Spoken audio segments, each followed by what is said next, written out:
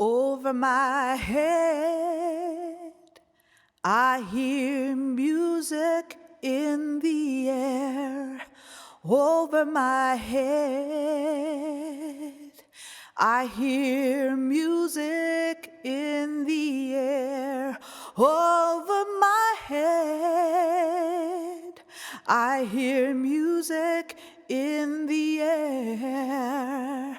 There must be a God somewhere. I'm Ralph Cayampa. I'm a member of Swarthmore United Methodist Church and have been with Heeding God's Call Delaware County chapter since it started. We are in the process of installing 206 t-shirts in the lawn in front of Swarthmore United Methodist Church. And on every shirt there is a name, a date, and an age. These 206 shirts together represent the deaths by guns over the most recent 5 years in Delaware County. Individually, they represent unbelievable heartbreak for 206 families. We have installed this memorial since 2014. And we put it up at churches throughout Delaware County. Last spring, summer, and fall, we put it up 8 times, and usually it stays for 2 weeks. The idea is to make visible the tragic epidemic that is too easy for people to ignore. There are something like 40,000 gun deaths per year in our country. If you think about it, jumbo jets hold about 400. That would be 100 jumbo jets going down in 1 year. This is our way to invite all of us to share those losses and share in the faith-based community's effort to change the tide of gun deaths. Over my head, I hear music in the air. Over my head, I hear music in the air. Over my head. Hi, I'm Mary Gay Scanlon, Congresswoman for Pennsylvania's 5th District, which includes all of Delaware County. So we're out today putting up the shirts of the lives lost to gun violence in the last 5 years in Delaware County alone. I just asked if it includes the 13-year-old who was shot in Chester just a few weeks ago, and it doesn't, because there's so many people each year. We can't keep up.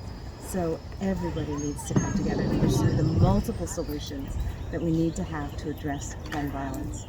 And thank you to Heeding God's Call for really shining a light on this issue. Over my head, I hear music in the air. Over my head, I hear music in the air. Over my head, I hear music in the air. There must be a God somewhere.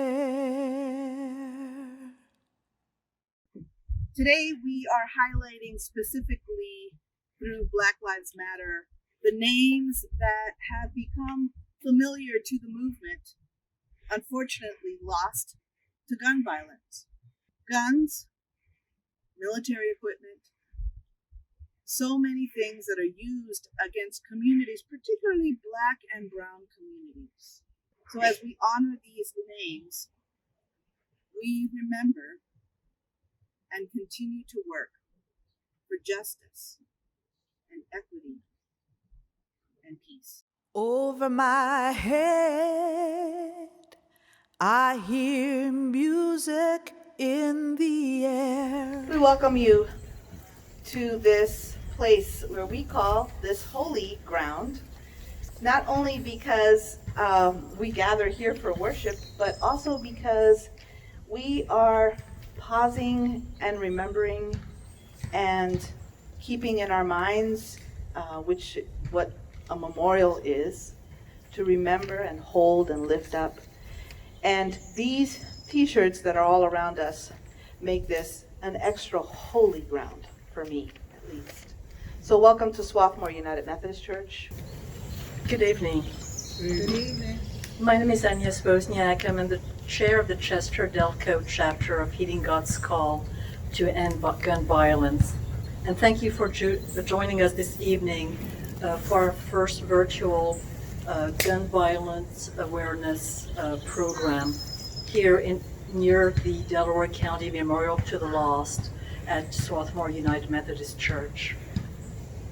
Today, you will hear a few remarks from a few speakers, lay and clergy. You will hear some beautiful music, and we will read and pray together. You will also hear some facts about gun violence and the toll it takes, especially on communities and people of color. And we hope that you will be inspired by the Memorial to the Lost and today's program to join with Heeding God's Call to end gun violence once and for all. And with your help and God's help, it will be done. When we took out the church from 2014 and added the church from 2019, we went from 194 to 206.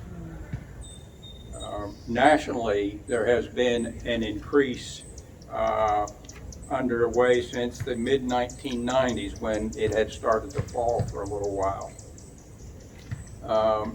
I'm sure some of you have seen in the news that last Sunday there were 23 gunshots in Philadelphia, 6 deaths, and one of those was a 6-year-old, probably shot by a 5-year-old who somehow had their hands on a gun. We started 3 years ago in our chapter inviting people together who had had a loss by gun death and inviting them to share together their stories and their healing and their pain, and at the same time to create a portrait of their loved one. And we had very gifted, sensitive leaders for this project, and we've done this 3 times now, and it's been a deeply moving experience each time, and I'm happy that we can share some of that moving experience with you tonight.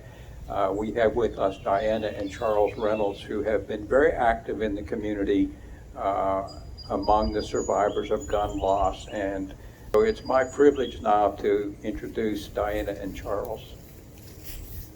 He lost his life in Chester, 2006, July 24, like 1:30 in the afternoon. I'm coming home from work about 6:30 in the evening, and I'm coming into development. My son is going out to development. He's going to a gospel play, him and his wife. So I got a chance right before he got out to development. I'm coming in. We stopped our cars, got out the cars, hugged, and not knowing that was going to be the last time I ever seen my son. But God works in mysterious ways, because he was glowing. I swear to God, when we got out of that car, I said he was just glowing. It was just a feeling that transpired between us two. Right. You know, so I get that call 1:30 on that Monday afternoon. He was gone, and the whole bottom of our world just fell apart. We rode down to the spot where he lost his life in an alley. We're just trying to visualize him sitting in his car. He's sitting in his car, and somebody came up beside the car and just, this is the moment shot him. And people don't realize, they just don't take that person's life, they ruin that whole family's life. Yeah. This picture here is, we did that with the art project that Ralph was talking about. And we were fishing in Atlantic City on my buddy's boat. The bad thing about it, that was 2006, and it's 2020 now. And I bet it's probably been like not 100, at least 80 murders in Chester since then. It's a pain that I wouldn't want anyone to go through. No, not ever. My worst nightmare. So, but not even the people that took our son's life. I wouldn't even wish that on their parents, on that person's parents, because it is really a pain that I don't want anybody else to have to ever suffer. But it just don't affect the person that's the victim. It affects the whole layers and layers and layers. And I just And it's so disheartening. It's so But for anybody that has lost a child, we would really recommend doing the art project because it was the most therapeutic thing that I have done. Big part of the reason we can stand up here now without losing it. Because there was a time when I couldn't even talk about my child and get his name out of my mouth without falling apart. You know, the babies and, you know, what they need to look forward to. They shouldn't have to worry about playing and running and, you know, down the sidewalk and losing their life. It's just hard for any parent. I don't care, you know, what color you are, you know, your race, culture, religion. It's hard for any parent. You know, that's Pain is the that's same. real. That is so real. Pain doesn't know ethnicity. You know. In the midst of pain, I choose love. In the midst of pain, I choose love. In the midst of pain, sorrow falling down like rain, I will wait the sun again. I choose love. I choose love.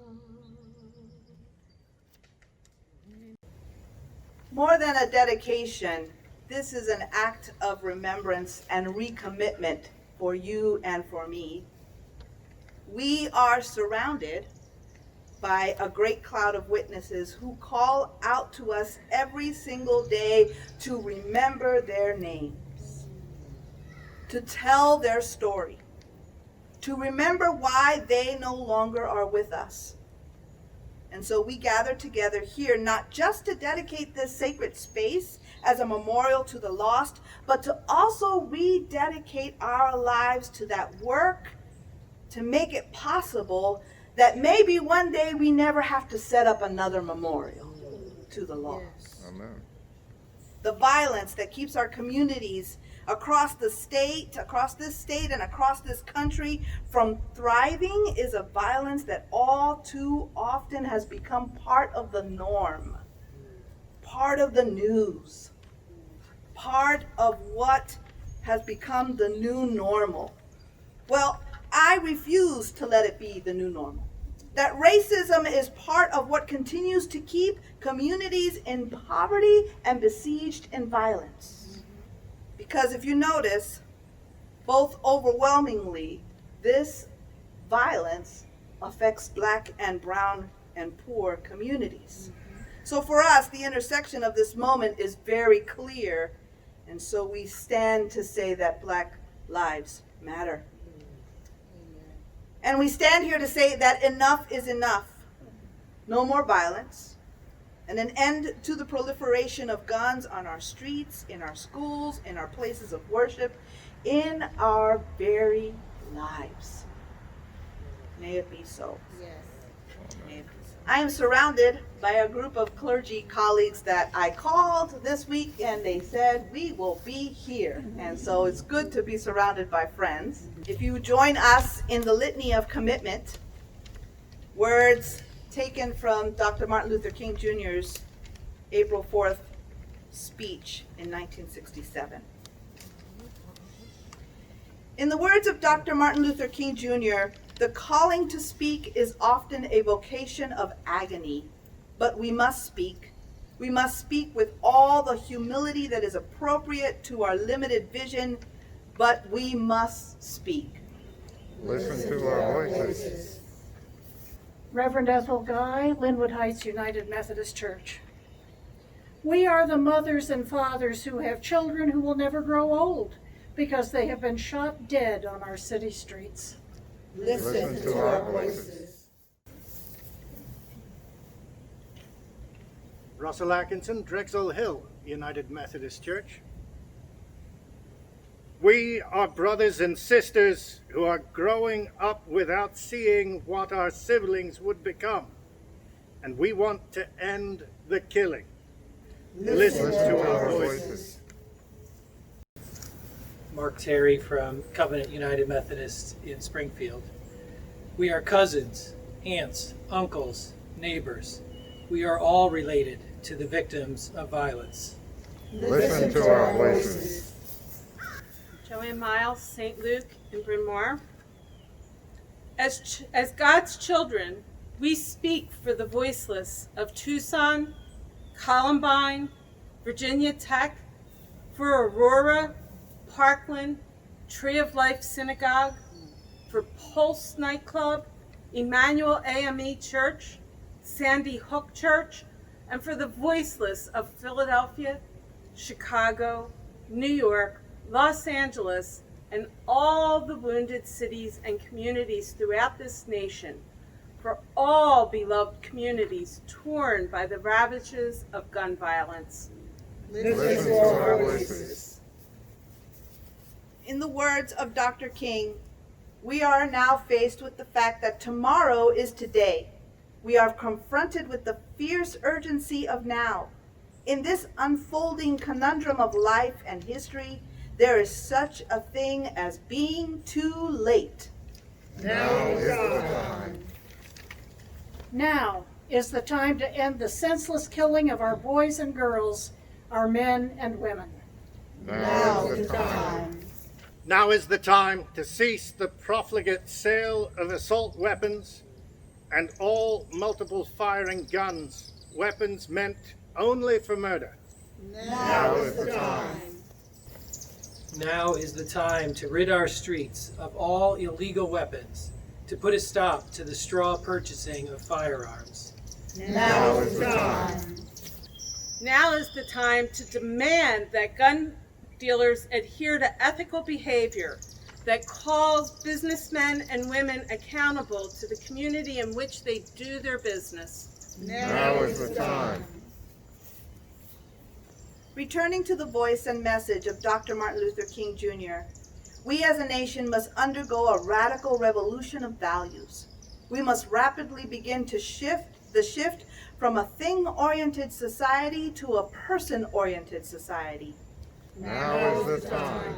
With homage again to Dr. King, we say, let us begin. Let us rededicate ourselves to the long and bitter but beautiful struggle for a new world. Listen to our voices. Now is the time. Now we're going to hear a call to action from Reverend James McIntyre, who is on the board of Heeding God's Call National. I'm happy that we are all able to be here tonight. I'm sad that we have to be here tonight. When you look at these t-shirts, you realize that it's not just these numbers, but this is exponentially expanded to families and friends and children and grandparents, neighborhoods, communities. I don't even think we understand fully what gun violence does to us as a society. Heeding God's Call has been about this work, this ministry, this faith action since 2008. Since then, we have moved in a lot of directions, and what you see here, the Memorial to the Lost, is one of those directions, making visible, making an educational tool for our communities, remembering those who have died, and calling all of us to put our feet where our faith is.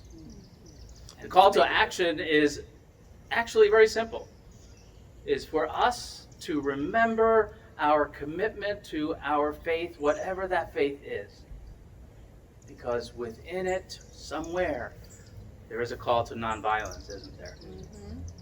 There is a call for us to love each other. There's a call for us to take care of each other. These shirts represent a way that we're not taking care of each other. And I'll tell you, there are 3 pieces of legislation in Pennsylvania, at least 3, that Heeding God's Call is emphasizing right now. And one of those is called One Handgun a Month, that you are limited to purchasing 1 handgun per month. Who needs 12 handguns in a year? Really? I don't know. But the resistance to that bill has been on for many years. So we're pushing that.